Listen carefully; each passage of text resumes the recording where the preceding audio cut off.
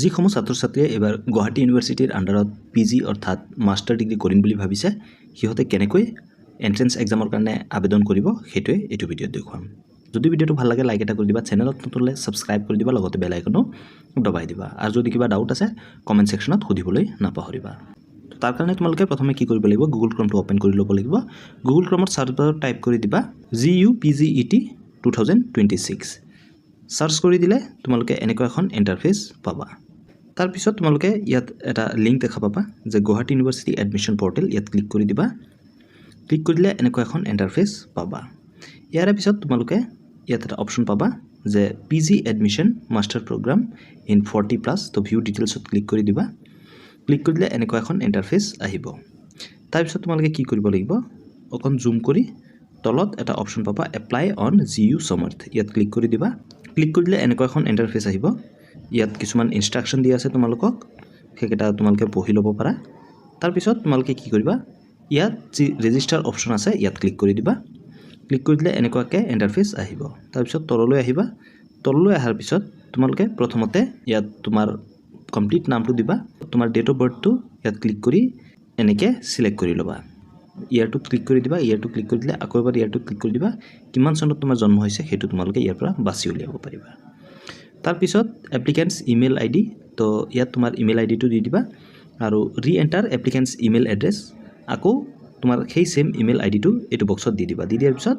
Password এটা set কৰিবা লগ in কৰাৰ কাৰণে। তাৰপিছত তলত ৰি এণ্টাৰ পাছৱৰ্ড যিটো অপশ্যন দেখা পাইছা, তাত যিটো পাছৱৰ্ড তোমালোকে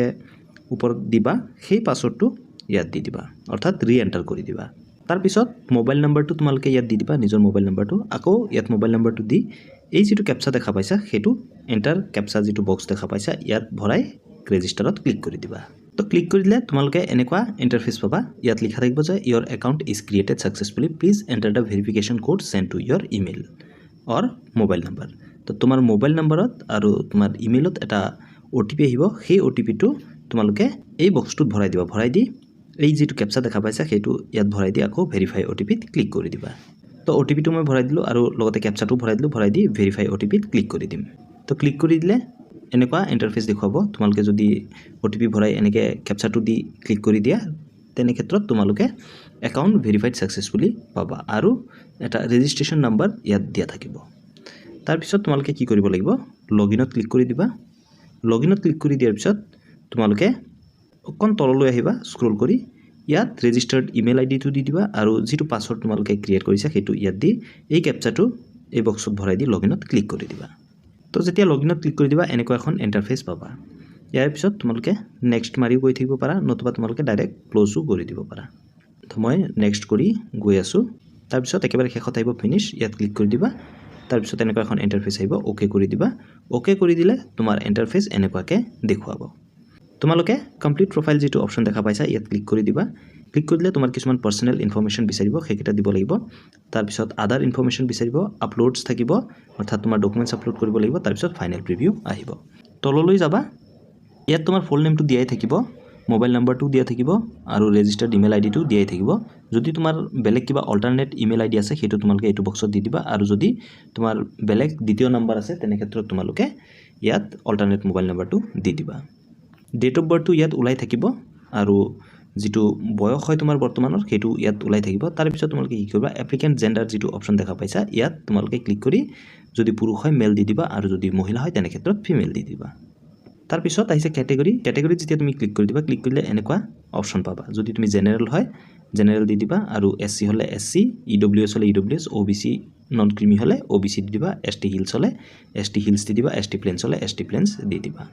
তাৰপিছত তোমালোকে কেটেগৰী চাৰ্টিফিকেট নাম্বাৰটো ইয়াত দি দিবা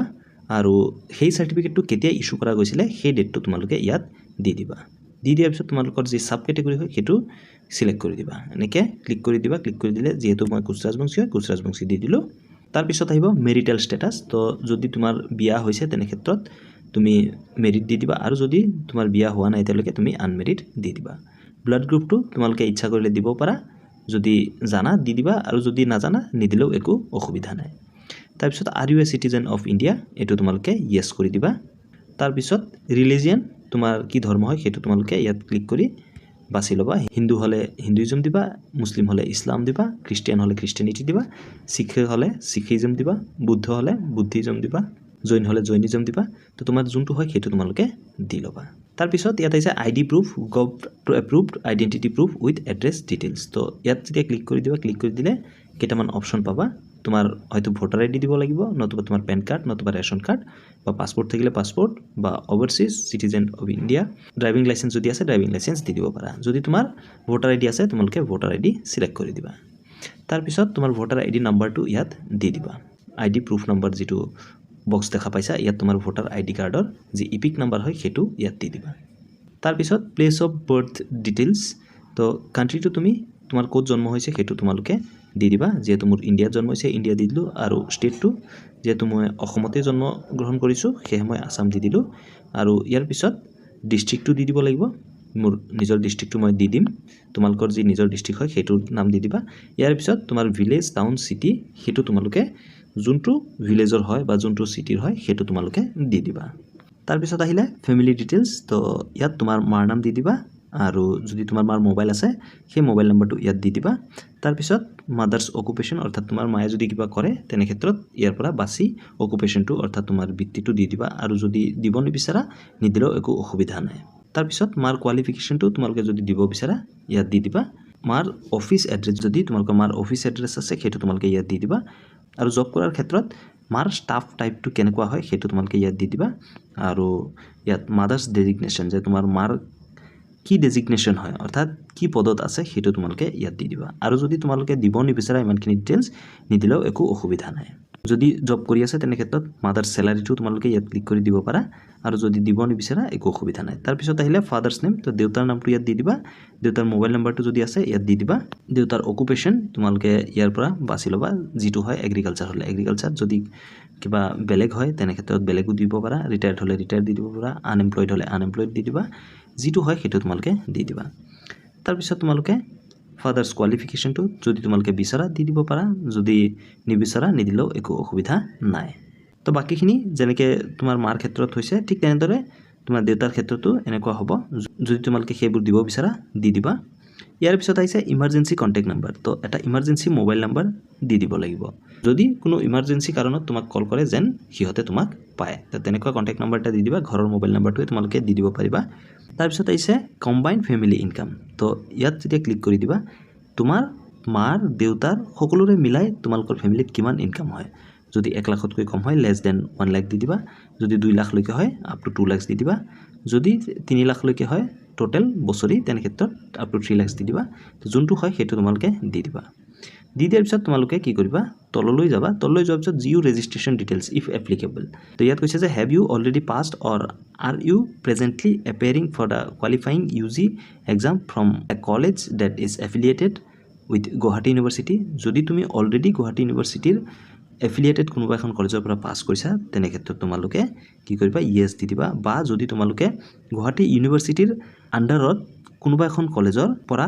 ইউজি কোৰ্স কৰি আছা অৰ্থাৎ তোমালোকে ফাইনেল এক্সাম দিছা কিন্তু তোমালোকৰ ৰিজাল্ট এতিয়ালৈকে অহা নাই তেনে ক্ষেত্ৰত তোমালোকে ইয়েস দিবা আৰু যদি তোমালোক গুৱাহাটী ইউনিভাৰ্চিটিৰ আন্ডাৰৰে নহয় তেনে ক্ষেত্ৰত তোমালোকে নো দি দিবা আৰু যদি হয় তোমালোকে ইয়েস দি দিবা অৰ্থাৎ তোমালোকে ইউজি গুৱাহাটী ইউনিভাৰ্চিটিৰ আন্ডাৰত যদি কৰিছা তেনে ক্ষেত্ৰত ইয়েস দি দিবা আৰু যদি নাই কৰা নো দি দিবা যদি তোমালোকৰ তেনেকুৱা হয় তেনে ক্ষেত্ৰত তোমালোকৰ যি এনৰোলমেন্ট নাম্বাৰ বা ৰেজিষ্ট্ৰেচন নাম্বাৰটো ইয়াত দি দিবা আৰু যদি নো হয় তেনে ক্ষেত্ৰত চোৱা ইয়াত কোনো বক্স নাহে তো যদি তোমালোকৰ ইউজি কোৰ্সটো গুৱাহাটী ইউনিভাৰ্চিটিৰ আন্ডাৰত হয় ইয়েস দি দিবা আৰু ইয়াত এনৰোলমেন্ট নাম্বাৰ বা ৰেজিষ্ট্ৰেচন নাম্বাৰটো দি দিবা ইয়াৰ পিছত তোমালোকৰ যি ডিপাৰ্টমেন্ট হয় বা কলেজ হয় কলেজৰ নামটো তোমালোকে ইয়াত দি দিবা তাৰ পিছত প্ৰগ্ৰাম ৰেজিষ্টাৰ্ড ইন তোমালোকে কি প্ৰগ্ৰামৰ কাৰণে ৰেজিষ্টাৰ্ড হৈছিলা তাত তোমালোকে যদি বিএ ইংলিশ হয় তেনে ক্ষেত্ৰত বিএ ইংলিশ দি দিবা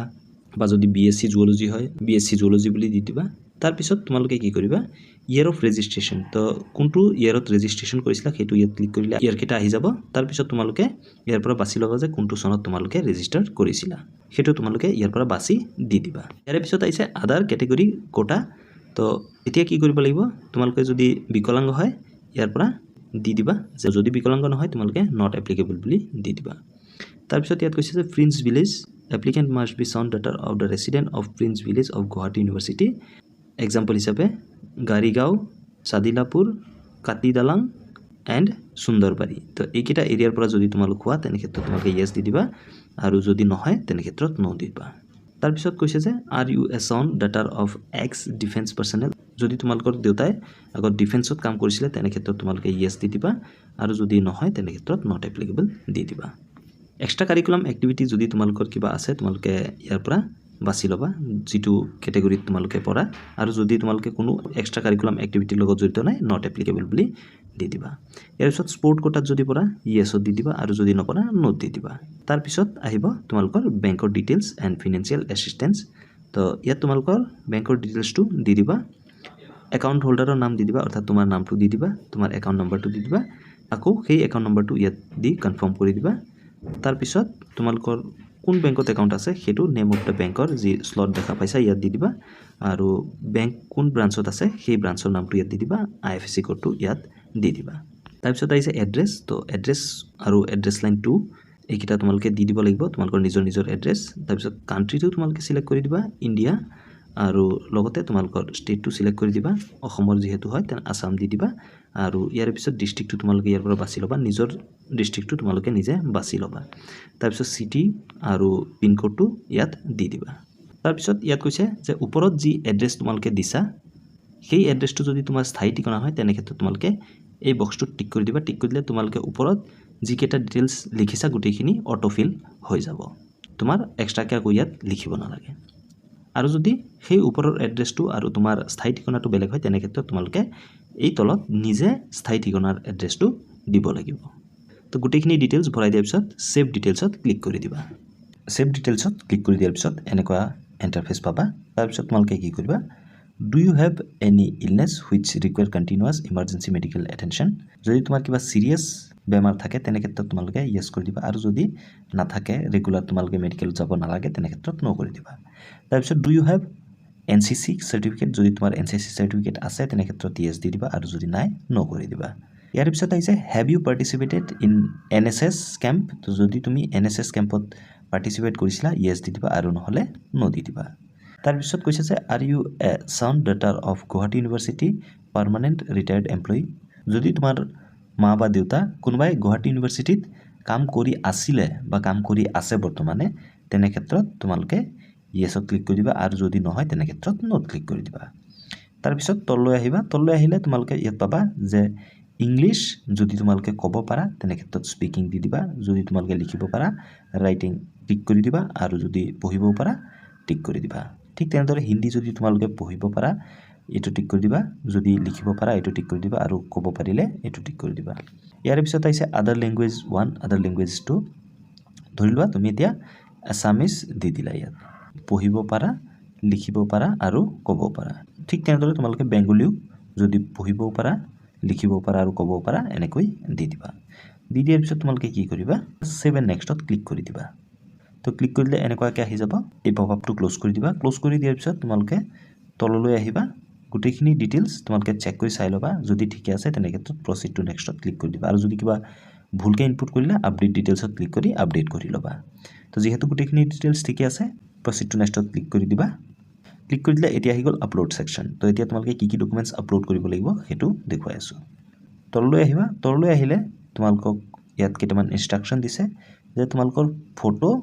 চাৰ্টিফিকেট মাৰ্কশ্বিট ছিগনেচাৰ দিব লাগিব তো ফটো JPG ফৰ্মেটত হ'ব লাগিব আৰু ফটোৰ সাইজ 10 KB পৰা 500 KB ভিতৰত হ'ব লাগিব আৰু যি ডকুমেণ্টছসমূহ আছে চাৰ্টিফিকেট বা মাৰ্কশ্বিট সেইসমূহ 10 KB পৰা 500 KB ভিতৰত হ'ব লাগিব তো তললৈ যাবা তললৈ যোৱাৰ পিছত তোমালোকে ইয়াত এটা অপশ্যন দেখা পাইছা ফটো তো সিলেক্ট ফাইলত ক্লিক কৰি দিবা ক্লিক কৰি দি তোমাৰ ফটোটো গ্যালাৰীৰ পৰা সিলেক্ট কৰি ল'বা ঠিক তেনেদৰে সিগনেচাৰটো তোমালোকে সিলেক্ট ফাইলত ক্লিক কৰি সিলেক্ট কৰি ল'বা আৰু ইয়াত OBC NCLটো তোমালোকে দি দিবা তাৰ লগতে তোমালোকে ইয়াত কি আছে ৰিলেভেন্ট গুৱাহাটী ইউনিভাৰ্চিটি ৰেজিষ্ট্ৰেশ্যন সাৰ্টিফিকেট তোমালোকৰ যি গুৱাহাটী ইউনিভাৰ্চিটিৰ ৰেজিষ্ট্ৰেশ্যন কাৰ্ড আছে সেইটো তোমালোকে ইয়াত আপলোড কৰি দিবা আৰু লগতে তোমালোকৰ এটা ID প্ৰুফ দিবা তোমালোকে যদি ভোটাৰ ID দিছিলা ভোটাৰ ID দি দিবা যদি পেন কাৰ্ড সিলেক্ট কৰিছিলা পেন কাৰ্ড দি দিবা আৰু যিসমূহৰ ইনকাম সাৰ্টিফিকেট দৰকাৰ হয় সিহঁতে ইনকাম সাৰ্টিফিকেটটো দি দিবা দি দিয়াৰ পিছত তোমালোকে কি কৰিবা তলত প্ৰচিড টু নেক্সটত ক্লিক কৰি দিবা তো প্ৰচিড টু নেক্সটত ক্লিক কৰি দিয়াৰ পিছত তোমালোকে এনেকুৱা ইণ্টাৰফেচ পাবা তোমালোকে এবাৰ চেক কৰি ল'বা গোটেইখিনি ডিটেইলছ ঠিকে আছে নে নাই কমপ্লিট এপ্লিকেশ্যন ইয়াত ওলাই পৰিব যি ইনফৰমেশ্যন তোমালোকে দিছা গোটেইখিনি ইয়াত চাব পাৰিবা যদি কোনোবা ছেকশ্যনত তোমালোকৰ ভুল আছে তেনে ক্ষেত্ৰত আপডেট পাবা প্ৰতিটো ছেকশ্যনৰ এগেইনষ্টত তো ইয়াত ক্লিক কৰি তোমালোকে আপডেট কৰি ল'ব পাৰিবা আৰু ডকুমেণ্টছখিনি তোমালোকৰ এনেকুৱাকৈ দেখুৱাব ফটো আপলোডেড হৈ গৈছে signature uploaded OBC non creamy তোমালোকৰ যোনটো কেটেগৰী চাৰ্টিফিকেট হয় সেইটো আপলোড হৈ গৈছে ৰেজিষ্ট্ৰেশ্যন আপলোড হৈ গৈছে ID প্ৰুফ আপলোড হৈ গৈছে ইনকাম চাৰ্টিফিকেটো আপলোড হৈ গৈছে তো এতিয়া কি কৰিম গোটেইখিনি ডিটেইলছ যেহেতু ঠিক আছে সাবমিট এণ্ড লকত ক্লিক কৰি দিম তো ক্লিক কৰিলে এনেকুৱাকৈ ইণ্টাৰফেচ আহি যাব তোমালোকেও এনেকুৱা ইণ্টাৰফেচ পাবা তাৰপিছত ইয়াত টিক কৰি কনফাৰ্ম এণ্ড লকত ক্লিক কৰি দিবা মনত ৰখাবা যদি তোমালোকৰ কিবা ভুল আছে এতিয়াও তোমালোকে বেক কৰি গৈ কাৰেক্ট কৰি ল'ব পাৰিবা এবাৰ কনফাৰ্ম এণ্ড লক কৰি দিয়াৰ পিছত কিন্তু তোমালোকে কাৰেকশ্যন কৰিব নোৱাৰিবা সেয়েহে কনফাৰ্ম কৰাৰ আগত এবাৰ ভালকৈ চাই ল'বা যদি গোটেইখিনি ঠিকে আছে কনফাৰ্ম এণ্ড লগত ক্লিক কৰি দিবা ক্লিক কৰিলে তোমাৰ যি প্ৰফাইল হয় সেইটো হৈ গৈছে এতিয়া তোমালোকে কি কৰিবা তললৈ আহিবা তললৈ অহাৰ পিছত এপ্লাই ফৰ প্ৰগ্ৰামত ক্লিক কৰি দিবা তো ক্লিক কৰি দিলে এনেকুৱা ইণ্টাৰফেচ পাবা ইয়াৰ পিছত তোমালোকে কি কৰিবা মাষ্টাৰ্ছ PG প্ৰগ্ৰাম ইয়াত ক্লিক কৰি দিবা ক্লিক কৰি দিয়াৰ পিছত তোমালোকে কি কৰিব লাগিব এই বক্সত কেইটামান প্ৰগ্ৰামৰ নেচাৰ আহিব তো এতিয়া কি টাইপৰ নেচাৰ তোমালোকে ট্ৰেডিশ্যনেলটো কৰিবা নে ইণ্টাৰ ডিসিপ্লিনাৰীটো কৰিবা যদি ট্ৰেডিশ্যনেল কৰা ইয়াত ক্লিক কৰি দিবা ক্লিক কৰি দিলে ইয়াত প্ৰগ্ৰামবিলাক আহি যাব master of arts Arabic Assamese anthropology Bengali Bodo economics তো এনেকুৱাকৈ আহি যাব মাষ্টাৰ অফ সায়েন্স অৰ্থাৎ MSc botany chemistry economic geography geology mathematics তো এইবিলাক সাবজেক্ট তোমালোকৰ আহি যাব আৰু যদি তোমালোকে ইণ্টাৰডিসিপ্লিনাৰী কৰা যেনে ধৰি লোৱা ইয়াত যেতিয়া ইণ্টাৰডিসিপ্লিনাৰী দি দিবা বায়োটেকনলজিসমূহ আহি যাব জেণ্ডাৰ এণ্ড উমেন ষ্টাডিজ আহি যাব ছ'চিয়লজি আহি গৈছে তাৰপিছত কেঞ্চাৰ বায়'লজি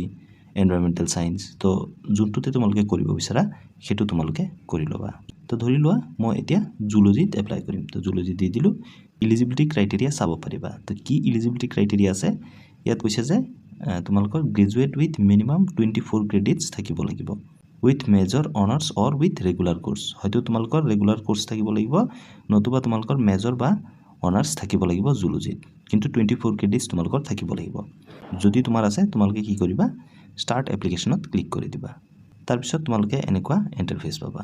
ইয়াৰ পিছত তোমালোকে কি কৰিব লাগিব please select your GUPGT exam centre preference তো এতিয়া তোমালোকে কি কৰিব লাগিব তোমালোকৰ যি এক্সাম চেণ্টাৰ হয় সেইটো প্ৰেফাৰ কৰিব লাগিব তো প্ৰেফাৰেন্স 1ত সিলেক্ট যেটো অপচন দেখা পাইছা ইয়াত ক্লিক কৰিলে কেইটামান চেণ্টাৰ পাবা গুৱাহাটী বৰপেটা ডিব্ৰুগড় যোৰহাট ধেমাজি লখিমপুৰ তেজপুৰ নগাঁও তো এনেকুৱাকৈ চাই ল'বা তোমালোকৰ ওচৰৰ কোনটো এক্সাম চেণ্টাৰ হয় সেইটো দি দিবা তাৰপিছত ৰিজিউম এপ্লিকেশ্যনত ক্লিক কৰি দিবা তো ক্লিক কৰিলে এনেকুৱাকৈ আহি যাব ইয়াৰ পিছত তোমালোকে কি কৰিব লাগিব তোমালোকৰ যি এলিজিবিলিটি ক্ৰাইটেৰিয়া আছে অৰ্থাৎ তোমাৰ যদি 24 ক্ৰেডিট আছে তোমালোকে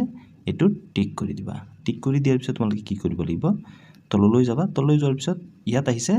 ক্লাছ 10ৰ পাছিং ইয়াৰ তো কিমান চনত তোমালোকে ক্লাছ 10 পাছ কৰিছা সেইটো তোমালোকে ইয়াত ক্লিক কৰিলে গোটেই ইয়াৰ কেইটা আহি যাব ইয়াৰ পৰা তোমালোকে বাছি দিব লাগিব তাৰপিছত তোমালোকে ক্লাছ 10ৰ পাৰ্চেন্টেজটো এইটো বক্সত দি দিব লাগিব আৰু ক্লাছ 10ৰ যি ডিভিজন পাইছা সেইটো তোমালোকে ইয়াত দি দিবা ইয়াত ক্লাছ 10ৰ যোনখন স্কুলত পঢ়িছা সেই স্কুলৰ নাম দি দিবা তাৰপিছত তোমালোকৰ বোৰ্ডটো দি দিবা যে ক্লাছ 10ৰ বোৰ্ড কি আছিল যদি সেৱা বোৰ্ড আছিল সেৱা দি দিবা যদি CBSE আছিল CBSE দি দিবা আৰু ইয়াৰ পিছত ক্লাছ 10ৰ যি সাবজেক্ট কম্বিনেশ্যন অৰ্থাৎ তোমাৰ যি সাবজেক্ট আছিল গোটেইকেইটা সাবজেক্টৰ নাম এইটো বক্সত দি দিবা ঠিক তেনেদৰে তোমালোকে কি কৰিবা তললৈ যাবা তললৈ যোৱাৰ পিছত 12ৰ তোমালোকৰ যি কোৱালিফিকেশ্যন ডিটেইলছ আছে সেইটো দিব লাগিব প্ৰথমতে তোমালোকে পাছিং ইয়াৰটো সিলেক্ট কৰি দিবা ইয়াত ক্লিক কৰি যে কিমান চনত তোমালোকে হায়াৰ সেকেন্ডাৰী পাছ কৰিছা তাৰপিছত তোমালোকৰ হায়াৰ সেকেন্ডাৰী পাৰ্চেন্টেজটো ইয়াত দি দিবা হায়াৰ সেকেন্ডাৰীৰ ডিভিজন কি পাইছিলা সেইটো তোমালোকে ইয়াত দি দিব লাগিব ক্লাছ 12ৰ যি বোৰ্ড হয় সেইটো তোমালোকে দিব লাগিব তোমালোকে AHSCC বোৰ্ডৰ হয় তেনে ক্ষেত্ৰত AHSCC দি দিবা আৰু যদি CBSE বোৰ্ডৰ হয় CBSE দি দিবা তাৰপিছত তোমালোকে 12 কোনটো ইনষ্টিটিউটৰ পৰা পাছ কৰিছা সেই ইনষ্টিটিউটৰ নাম ইয়াত দি দিবা আৰু ক্লাছ 12ত যি সাবজেক্ট আছিল সেইকেইটা তোমালোকে ইয়াত লিখি দিবা ইয়াৰ পিছত তোমালোকে গ্ৰেজুৱেশ্যনৰ ডিটেইলছ দিব লাগিব তো গ্ৰেজুৱেশ্যনৰ তোমাৰ ষ্টেটাছটো দিব লাগিব তো গ্ৰেজুৱেশ্যন পাছিং ইয়াৰ কিমান চন হয় সেইটো তোমালোকে দিবা যদি তোমালোকে ৰিজাল্টৰ কাৰণে ৱেইট কৰি আছা তেনে ক্ষেত্ৰত তোমালোকে APR দি দিবা আৰু যদি তোমালোকে কমপ্লিট কৰিছা তেনে ক্ষেত্ৰত তোমালোকে পাছ বুলি দি দিবা তাৰপিছত তোমালোকে কি কৰিবা have you pass graduation with honours যদি তোমাৰ মেজৰ আছিলে তেনে ক্ষেত্ৰত তুমি ইয়েছত ক্লিক কৰি দিবা আৰু যদি তোমাৰ মেজৰ নাছিলে তেনে ক্ষেত্ৰত তুমি নোত ক্লিক কৰি দিবা যদি মেজৰ আছিলে তোমালোকে ইয়াত মেজৰ সাবজেক্টৰ নামটো দিব লাগিব আৰু যদি নো সিলেক্ট কৰা তেনে ক্ষেত্ৰত কিন্তু ইয়াত সেই সাবজেক্টৰ নাম দিবও নালাগে আৰু যদি তোমাৰ ইউজিত মেজৰ আছিলে জুলজি সাবজেক্টত তেনে ক্ষেত্ৰত টিএছ দি ইয়াত জুলজি বুলি লিখি দিবা তোমাৰ যোনটো সাবজেক্টৰ মেজৰ আছিলে সেইটো তোমালোকে দি দিবা তাৰ পিছত তোমালোকে কি কৰিবা ইয়াত graduation name of the board or university তোমালোকে যদি গুৱাহাটী ইউনিভাৰ্চিটিৰ আন্ডাৰত যদি কোনোবা এখন এফিলিয়েটেড কলেজতো পঢ়িছা তেনে ক্ষেত্ৰতো তোমালোকে ইয়াত গুৱাহাটী ইউনিভাৰ্চিটি বুলি দি দিবা আৰু যদি তোমালোকে গুৱাহাটী ইউনিভাৰ্চিটিতে পঢ়িছিলা তেনে ক্ষেত্ৰতো তোমালোকে গুৱাহাটী ইউনিভাৰ্চিটি বুলি দি দিবা আৰু যদি তোমালোক গুৱাহাটী ইউনিভাৰ্চিটিৰ আন্ডাৰত পঢ়া নাই বেলেগ ইউনিভাৰ্চিটিৰ আন্ডাৰত পঢ়িছা সেই ইউনিভাৰ্চিটিৰ নাম ইয়াত লিখি দিবা তাৰ পিছত গ্ৰেজুৱেশ্যন ইনষ্টিটিউশ্যন কলেজ এতিয়া তোমালোকৰ ইনষ্টিটিউশ্যন বা কলেজ সিলেক্ট কৰিবা ইয়াত যেতিয়া ক্লিক কৰি দিবা দুটা অপশ্যন পাবা গুৱাহাটী ইউনিভাৰ্চিটি এণ্ড আদাৰ তো যদি তোমালোকে গুৱাহাটী ইউনিভাৰ্চিটিত পঢ়িছিলা তেনে ক্ষেত্ৰত গুৱাহাটী ইউনিভাৰ্চিটি ক্লিক কৰি দিবা আৰু যদি গুৱাহাটী ইউনিভাৰ্চিটিৰ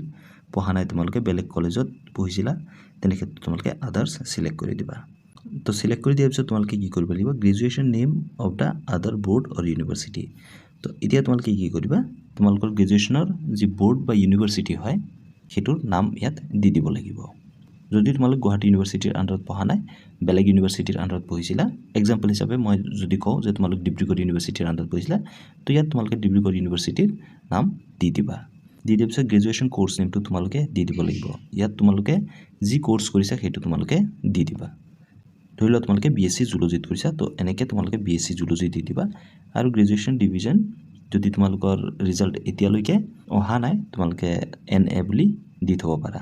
যিসমূহে এপিয়াৰিং বা এপিয়াৰ্ড দিছে তাৰপিছত তোমালোকে কি কৰিবা তোমালোকৰ ৰিজাল্ট অলৰেডি পাইছা তেনে ক্ষেত্ৰত তোমালোকে ইয়াত ডিভিজনটো দি দিবা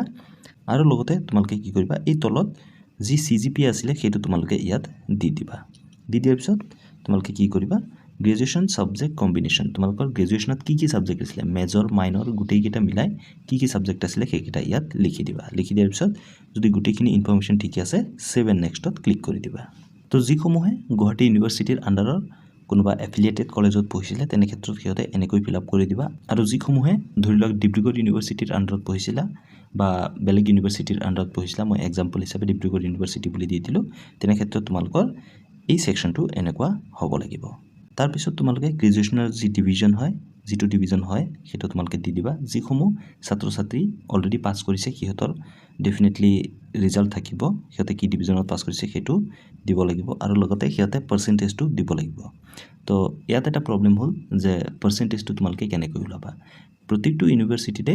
এটা CGPA টো পাৰ্চেণ্টেজলৈ কনভাৰ্ট কৰা এটা ফৰ্মুলা আছে তোমালোকে সেইটো চাই ল'বা চাই তোমালোকৰ পাৰ্চেণ্টেজটো ইয়াত দি দিবা যদি তোমালোকে নাজানা যে কেনেকৈ তোমালোকে কনভাৰ্ট কৰিবা পাৰ্চেণ্টেজলৈ কমেণ্ট ছেকশ্যনত কৈ দিবা যে কোন ইউনিভাৰ্চিটিৰ ষ্টুডেণ্ট হয় তোমালোক ডেফিনেটলি আমি হেল্প কৰি দিম আৰু আমাৰ ইনষ্টাগ্ৰাম পেজটো ফ'ল' কৰি ল'বা ডেফিনেটলি তাতে তোমালোকে যি গাইডেন্স হয় সেইসমূহো পাই থাকিবা তাৰপিছত তোমালোকে কি কৰিবা গ্ৰেজুৱেশ্যনৰ যি ছাবজেক্ট আছে সেই গোটেইকেইটা ছাবজেক্টৰ কম্বিনেশ্যন ইয়াত দি দিবা মেজৰ মাইনৰ যিকেইটা ছাবজেক্ট তোমালোকে পঢ়িছিলা এইকেইটা ইয়াত দি দিবা দি দিয়াৰ পিছত সেভ এণ্ড নেক্সটত ক্লিক কৰি দিবা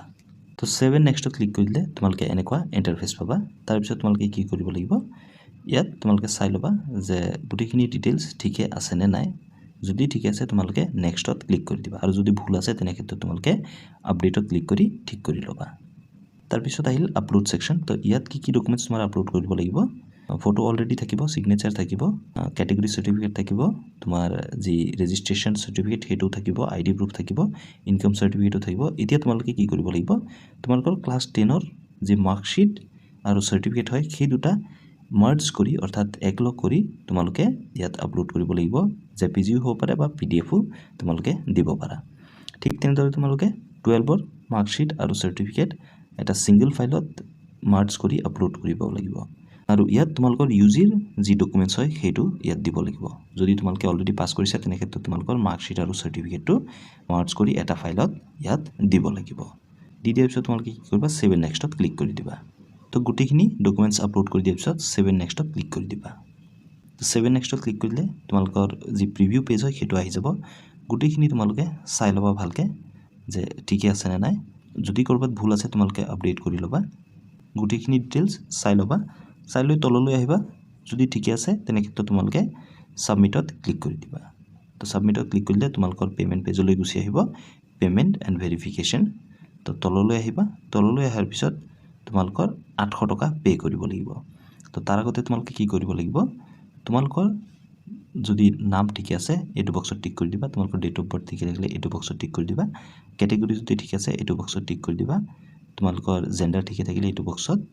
আৰু মাৰ নাম ঠিক থাকিলে এটো বক্সত দেউতাৰ নাম ঠিক থাকিলে এটো বক্সত এড্ৰেছ যদি ঠিক আছে এটো বক্সত তাৰ পিছত তোমালোকে এই কিটা টিক কৰি দিবা তো টিক কৰি দিয়াৰ পিছত তোমালোকে কি কৰিবা গেটৱে যেটো অপচন দেখা পাইছা ইয়াত ক্লিক কৰি দিবা তো ক্লিক কৰিলে তোমালোকৰ এনেকুৱা এখন ইন্টাৰফেস দেখুৱাব তাৰ পিছত তোমালোকে কি কৰিবা ক্লিক হিয়াৰ টু মেক পেমেন্টত ক্লিক কৰি দিবা তো ক্লিক কৰি দিলে তোমাৰ এনেকুৱা এখন ইন্টাৰফেস আহিব তাৰ পিছত যদি তোমালোকে গুগল পে দি পে কৰিব বিচাৰা গুগল পে সিলেক্ট কৰি দিবা আৰু যদি তোমালোকে ফোন পে দি কৰিব বিচাৰা ফোন পে কৰি দিবা তোমালোকৰ যোনটো ভাল লাগে হেতুৱে দি তোমালোকে পে কৰি দিবা তো গুগল পে দি যদি পে কৰা এনেকৈ ক্লিক কৰি দিবা ক্লিক কৰিলে কন্টিনিউ এন্ড পে আহিব তো ইয়াত ক্লিক কৰি দিবা ক্লিক কৰিলে এনেকুৱা ইন্টাৰফেস দেখুৱাব তাৰ পিছত তোমাক গুগল পে লৈ যোৱা হ'ব আৰু গুগল পে তোমালোকে গৈ পিন দি পেমেন্টটো কৰি দিবা তাৰ পিছত এনেকুৱাকে ইন্টাৰফেস আহিব পে ক্লিক কৰি যেনেকৈ তোমালোকে পেমেন্ট কৰা ঠিক তেনেদৰে তোমালোকে পে কৰি দিবা পে কৰি দিয়াৰ পিছত তোমালোকৰ যি এপ্লিকেশন হয় হেতু সাবমিট হৈ যাব তাৰ পিছত তোমালোকৰ এডমিট জেনাৰেট হ'ব আৰু এডমিট জেনাৰেট হোৱাৰ পিছত তোমালোকে এন্ট্ৰেন্স এক্সাম দিবা তাৰ পিছত তোমালোকৰ মেৰিট লিষ্ট বা তোমালোকৰ ৰেংক লিষ্ট কেনেকৈ চাবা ইয়াৰ পিছত কেনেকৈ তোমালোকে এডমিশন লবা তাৰ ভিডিও এই চেনেলতে তোমালোকে পাই থাকিবা তাৰ কাৰণে চেনেলটো সাবস্ক্ৰাইব কৰিবলৈ নাপাহৰিবা কিবা যদি প্ৰবলেম পোৱা আমাৰ কমেন্ট সেকশনত খুদি দিবা ডেফিনেটলি আমি তোমালোকক হেল্প কৰাৰ ট্ৰাই কৰিম ধন্যবাদ জয় অসম